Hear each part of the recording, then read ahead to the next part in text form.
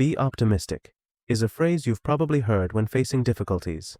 Culture dictates that we need to be cheerful no matter what. Who does not follow this attitude is called a pessimist. Pessimism is associated with everything gloomy, sad, and hopeless. In the commonplace view, it is a negative outlook on life, which every man has to fight with. But that is not the idea behind philosophy of pessimism. It is that there is more displeasure than pleasure in life. However, that does not mean that life is not worth living. The first pessimist can be called the ancient Greek philosopher Hesiod. His pessimism refers to human history in the poem Works and Days, where Hesiod defined 5 generations of man: golden, silver, bronze, heroic, and iron. The people of the Golden Age were like gods. This was the age when Cronus was reigning over the world. It was an age of abundance, peace, and prosperity. They led blissful lives and knew no old age, sickness, or sorrow. This is the age of abundance and satiety. The earth gave the golden men its bountiful fruits. For most of their lives, they feasted, and when the time came to die, death was as quiet and peaceful as a dream. After the Golden Age came the Silver Age, characterized by a decline in the purity and happiness of humanity. People were more prone to strife and hardship, and they began to neglect the worship of the gods. The men of the Silver Age were inferior to the men of gold. They spent the first 100 years of their lives in infancy, and then they grew up. As they grew up, they often got into conflicts, having a violent temper. The silver ones were less fond of the gods, for which Zeus exterminated them. The third generation copper turned out to be even more cruel, but in strength were not inferior to the previous generation. Copper people were of ginormous height and unusually strong. This age saw the creation of bronze weapons and tools, as well as the rise of warfare and violence among humans. It was marked by a decrease in morality and an increase in greed and cruelty. They exterminated each other in constant wars and went into Hades.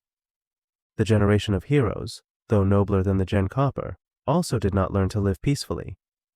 This generation was the last one that Hesiod endowed with divine traits.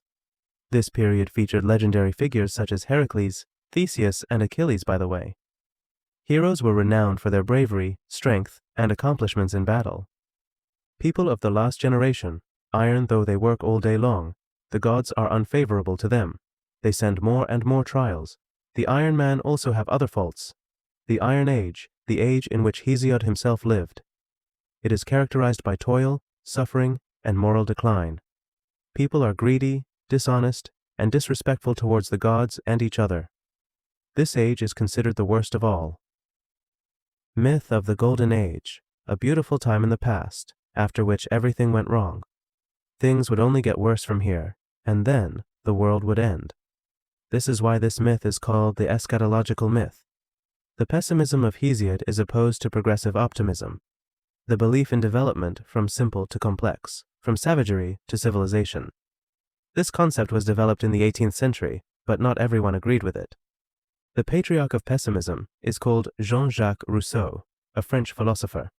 In the second half of the 18th century, the idea of progressive development became dominant in European philosophy and science, but Rousseau did not share these views. In his work, Discourse on the Origin of Inequality, he describes 2 basic states between men: initial natural and primitive, and later, civilized. At the same time, the civilized state under Rousseau is no better than the natural state. There were several stages from the path from the natural to the civilized. The first event that pushed people away from the natural state was the appearance of fate and property. After that, people learned to work metal, which served to develop agriculture. The cultivated land was shared among themselves, which served the emergence of private property and ended equality. The rich and poor appeared. The rich enslaved the poor, causing the poor to become even poorer, and then the poor began committing robberies and crimes. The emergence of states and laws ended this war, but it only strengthened the established order. Inequality and oppression became part of the immutable order. Rousseau concludes, civilization has brought many problems, such as slavery and poverty, rather than benefits to society. From this point of view, he was certainly a pessimist. At this time, another philosopher, who was literally the face of pessimism, had just appeared. Arthur Schopenhauer. He's no longer talking so much about history as he is about being in general. Schopenhauer invites us to look at the world from 2 perspectives: the world as well, and the world as representation. According to Schopenhauer's philosophy, our perception of the world obscures its true essence and creates a distance between man and being. Representation is just a reflection of reality in our minds. Representation breeds optimism because we create a vision that is comfortable for us so that we do not feel the discomfort of being. The real basis of being is irrational will. It is very difficult to describe in concepts. It is a complex fusion of feelings that is felt intuitively. The will is best reflected in music. Remember what a storm of emotions you feel when you listen to songs, for example, of your favorite genre. The world's will has no direction. It will not develop from simple to perfect, and it will not have this goal at all. Man feels its influence, but cannot do anything about it. We have inner will, and will to live, but the world will always higher. At the moment of collision, a person feels pain. Any resistance only intensifies this pain, because any attempt to resist is doomed from the beginning. In the end, a person feels insignificant and weak. Hence pessimism appears. The best illustration of Schopenhauer's pessimism is Franz Kafka's The Trial. The protagonist does not know why he was sentenced, and every step he takes brings him closer to execution, and there is nothing he can do about it. According to Schopenhauer's thought, we are all such defendants. It seems that this thought will be developed by the philosophers of existence. But what should a person who has realized the tragedy of his own life do? There seems to be only one way out: cease to exist. Existentialist philosophers have discussed this a lot. Albert Camus called it the only philosophical problem. In his work, The Myth of Sisyphus, Camus explores the question of whether his life is worth living in the face of its inherent absurdity, asking if the struggle itself justifies our experience despite the lack of inherent meaning. After all, man is like Sisyphus, who rolls a stone. Having reached the top of the mountain, the stone will roll back to the foot. When Sisyphus comes down from the mountain, he realizes the hopelessness of his situation. But he does not unalive himself, does not capitulate to the meaninglessness of existence. He continues to roll the stone again and again. Sisyphus has come to terms with the absurdity and accepts it. That is why Camus calls poor Sisyphus happy. Camus suggests three options. The first is to ignore the meaninglessness of existence, but Camus calls this solution weak. Man has to ignore the obvious and hide in everyday affairs and imaginary desires.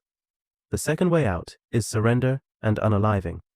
Camus does not approve of suicide and also calls it an exit for the weak. The only way out is aesthetic experience. Creativity helps a person to go beyond the boundary of ordinary, absurd existence. But aesthetic experience is not necessarily art. A person can also be helped by nature. In Camus' novel The Outsider, the protagonist Meursault is saved by the beauty of the Mediterranean nature. The philosophy of pessimism behind its external tragedy and drama becomes very honest, and strangely enough, gives hope. Pessimistic philosophers do not propose to us to hide from the world, but on the contrary, to look at it without rose-colored glasses. Yes, we may not like what we see, but as we know from modern psychology, to solve a problem, we must first recognize it. Recognizing the meaninglessness and non-ideality of existence, we can fill it with the help of our will. Thanks for watching. Subscribe my channel. If you enjoyed the video, press the like button. Videos will be every 4 days. See you soon.